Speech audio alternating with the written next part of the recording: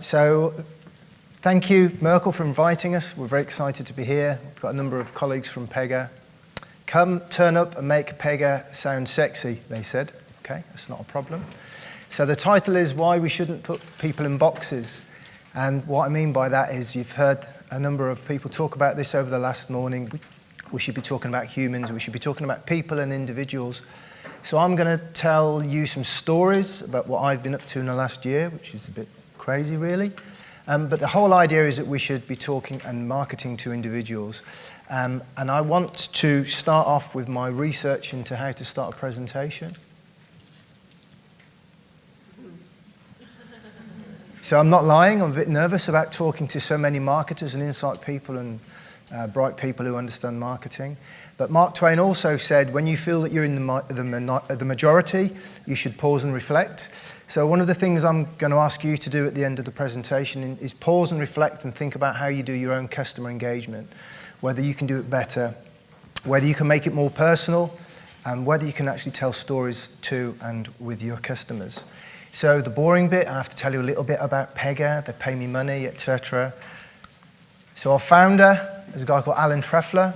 He was a chess master. He loves table tennis. It happens to be the worldwide table tennis day today. It's important. So Alan was a chess master at 19, but he was also instrumental in programming the first chess computer. And if you think about chess, something happens, you have to respond, you have to understand the context of the game, and you have to make a response in a time period. It's quite important. But Alan also infamously said, and I found this quote, I'll let you read it.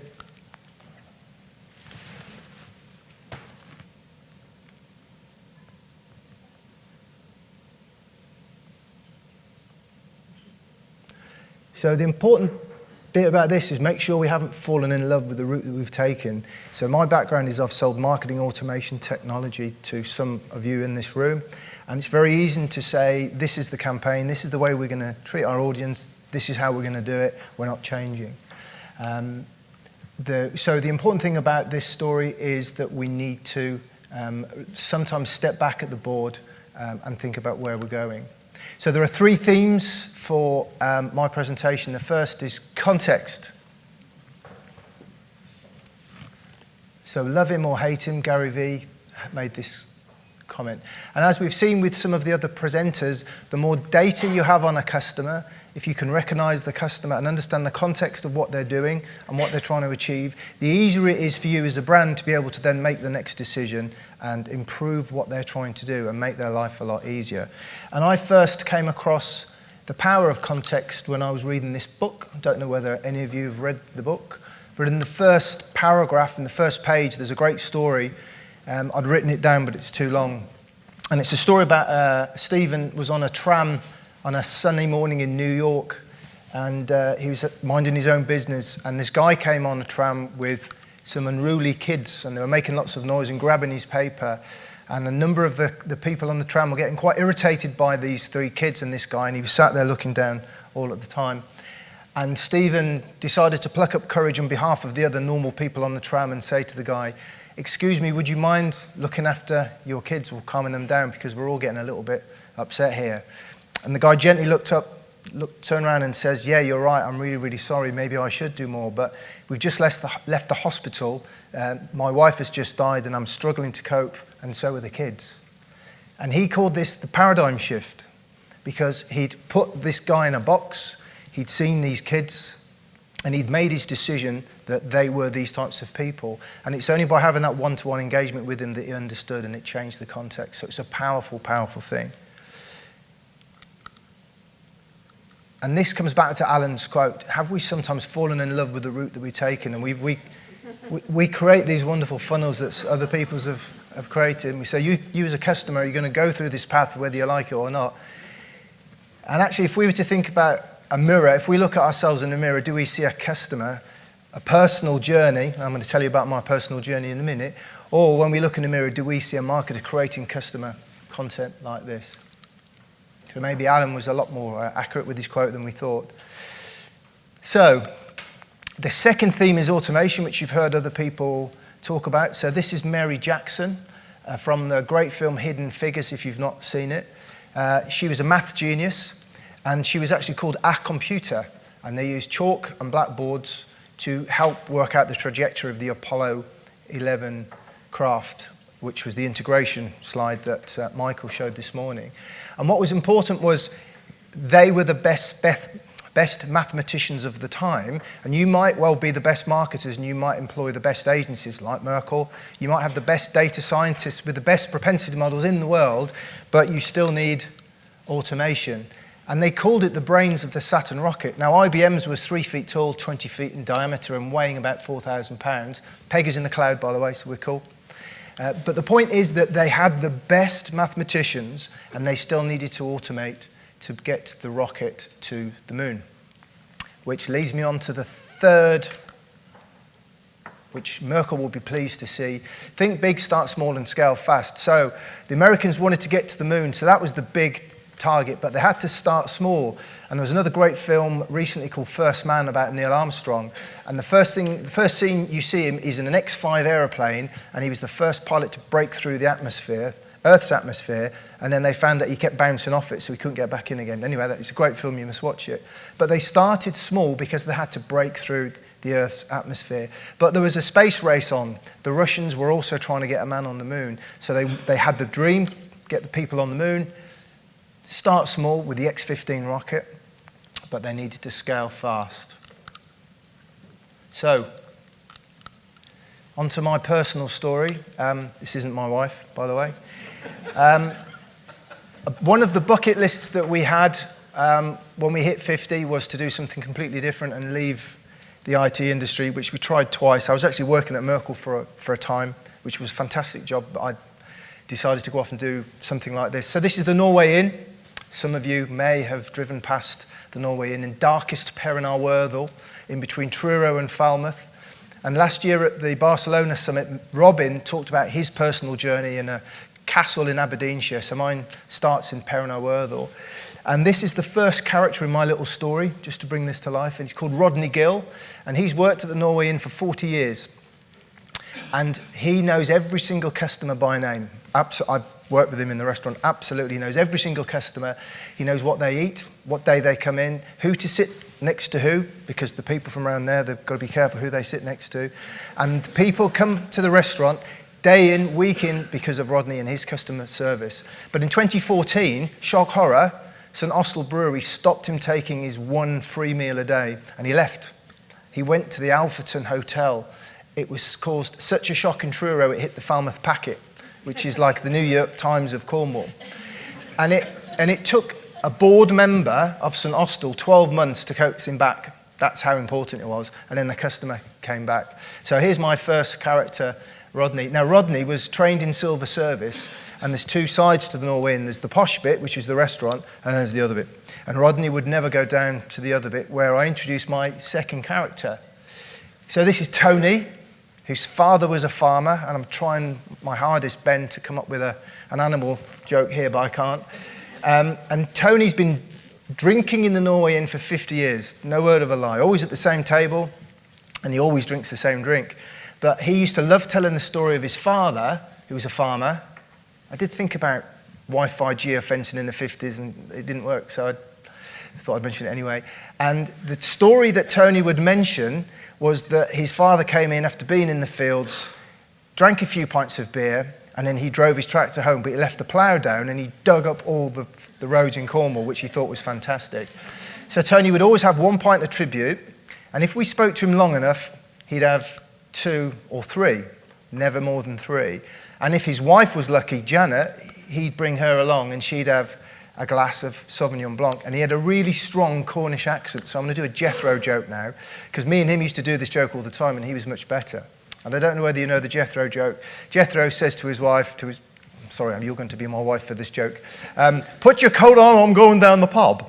And his wife says, am I coming with you? And he says, no, I'm turning the heating off. So Tony sounded just like that. So the next characters in the story are Rob and Lynn. And these guys were very glum in the pub. There's no colour in Cornwall, by the way. They only just got internet. And we were serving them breakfast. And I went up and started to talk to them, and we found out that they were our first honeymoon couple. So the booking came in via booking.com, and we knew nothing about them. We didn't know them as customers. We didn't know the context. And when we started to talk to them, the first thing I noticed was Tony actually, his face lit up because he was taking his wife away to Perranarwerthal, the honeymoon spot of the world.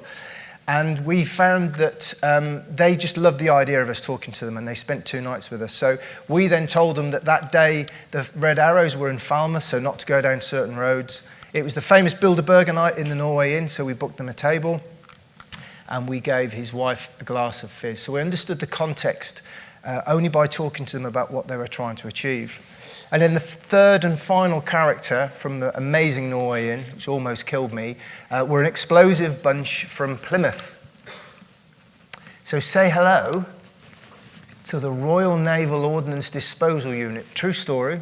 They basically were called to an unexploded bomb over in a creek. Bet you weren't expecting to hear that at a Merkel summit. And they came over to find and destroy a Second World War unexploded bomb that was literally 100 yards over the road from where we were. But luckily, it was an old boiler.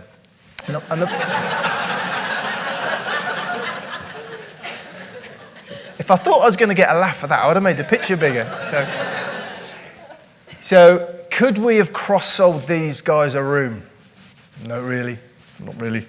Could we have got them to buy 4 pints of tribute? No, they fixed bombs, so it's probably not a good idea. But what we understood was they wanted a really good fish and chip meal, and they wanted to get out of it quick, and they didn't want anyone to talk to them. They said they keep themselves to themselves, which sort of makes sense with what they do. So we understood what they wanted, and we gave it to them. So when I was a landlord, I could do that to 100 covers in one pub in a day, and I could know who the customer was, recognise the context, and make sure we gave them what they wanted to do. But when you've got millions of customers, hundreds of thousands of proposals or propositions or offers or content, and your customers are changing, how do you manage to do that? Especially when the experience that we're all gaining from these brands is always on. So we've become always on consumers, as you heard earlier. This is a great phrase, and it's a classic IBM. They use 18 words where maybe 4 will do, but I'd let you read it.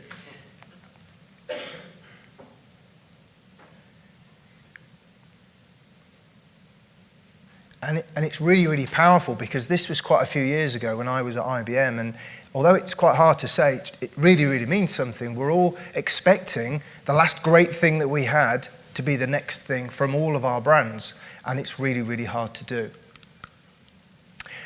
The only way really to do it, and Simon mentioned this this morning, is to have a brain sitting at the heart of your business that is looking at what your customers are doing, understanding who they are, looking at the context, pulling up all of the data, physical and digital data, and helping you make the next best action.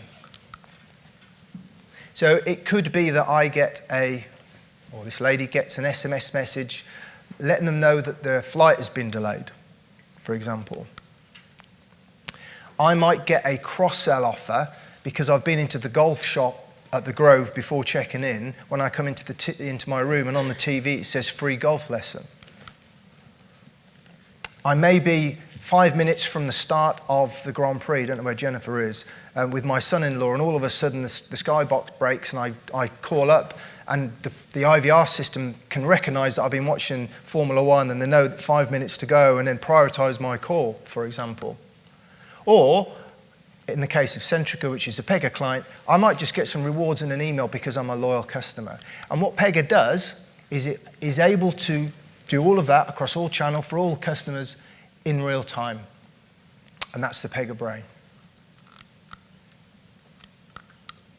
So what did I learn about running a pub, apart from don't anyone ever think about doing it? Put lots of things on your bucket list, but don't run a pub. Got to understand who your customer is.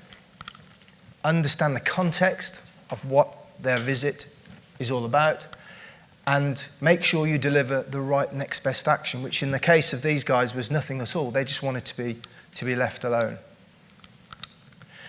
The other thing that we learned running a pub was you've got to start small and you can't boil the ocean. So this is an example of a client in the US, which is a bank, that spent 2 years with a competitive technology. That brand is just got $1 trillion valuation. And they basically had this big, massive get to the moon, which was one-to-one customer engagement, omni-channel at scale across all of their channels. And they spent 2 years failing to get out of Earth's atmosphere, let alone to the moon. So they came back to Pega, and jointly with the client, we created this roadmap of distinct 3 to 4 month sprints to deliver some value. Each sprint built confidence in the technology and the team within the bank, delivered some value, and they moved on to the next. And you'll see that we started with real-time trigger messages, and it's only further down that you actually start to talk about adaptive machine learning. So you can do some really, really clever next best action long before you start doing really clever, powerful stuff with machine learning. So these guys started small, and we've developed 3 of these, and over the next 18 to 24 months, they'll start to roll out the technology in bits. And it builds confidence with us, with them, and it delivers value to the business. And this is an approach that we want you to have the confidence to come to Merkle and Pega, or as my wife calls it, Mega Perkle, and start like this. If anyone trademarks that, I got it here first. So start small, scale fast, which was the 3rd theme. So content is great. Adobe's lovely, we love them to bits, but context will allow you to deliver a more personalized service to your customers. You have to automate, as Simon said. It's not easy to automate, but you may be the best marketers, you may have the best models, but to do this at scale, you need some technology, but start small. So I started the presentation talking about we shouldn't put people in boxes, and to ask you to pause and reflect about how you do your own customer engagement. And some of you may be sitting here thinking the time's not right, it's not right for us, we shouldn't really be doing this personalization with customers. But I can absolutely guarantee, and trust me, that your customers will want you to do this. And if you can start small with Mega Perkle and scale fast, you can actually achieve what Simon's doing quite quickly. And ironically, I was talking to Simon in 2013 about marketing when I was at IBM in Unica. And Simon had this goal that he should have one technology for inbound and outbound, and we all thought he was mad, because Unica was great at outbound and Cordiant was brilliant at inbound, and we didn't really understand what he was meaning by this always-on thing. And a year previously, someone else at Vodafone told me that we don't do personalization because that's not fair on the other customers. So in 5-6 years, Vodafone have gone from we don't do personalization to always-on. In 6 years is massive for a global business, so well done, Simon. And the results, 1 million euros increase ARPU per month. If you do the math times the millions of customers, it's a substantial gain that they're making. So we shouldn't put people in boxes is all around about we are as individuals. And I'm going to finish on a film. I'm going to read something out first. So this is a film that my wife sent me on Facebook, created by a TV channel called TV2, about trying to get people to go to Denmark. And before we hit the film, I just want to read something that I thought was quite important. It's easy to put people in boxes. There's us and there's them. Those that we have something in common with and those we don't. But we are all individuals. We've all got our own stories, which is why we shouldn't put people in boxes. So if you hit the film, I'll say thank you very much. It's easy to put people in boxes. There's us, and there's them. The high earners, and those just getting by. Those we trust, and those we try to avoid. There's the new Danes, and those who've always been here. The people from the countryside, and those who've never seen a cow. The religious, and the self-confident. There are those we share something with, and those we don't share anything with. Velkommen. Jeg kommer til at stille jer nogle spørgsmål i dag. Nogle af dem kan godt være lidt personlige, men jeg håber, I vil svare ærligt på dem. Hvem herinde i rummet var klassens klovn?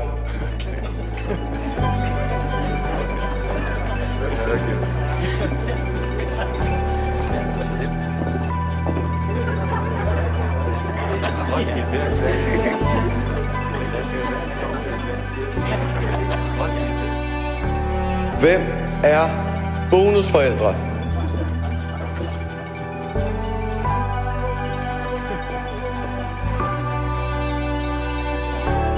And then suddenly, there's us. We who believe in life after death. We who've seen UFOs. And all of us who love to dance. We who've been bullied.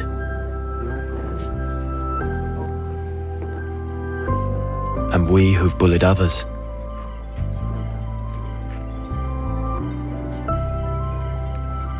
And then there's us, the lucky ones who've had sex this past week. We who are broken-hearted. We who are madly in love. We who feel lonely.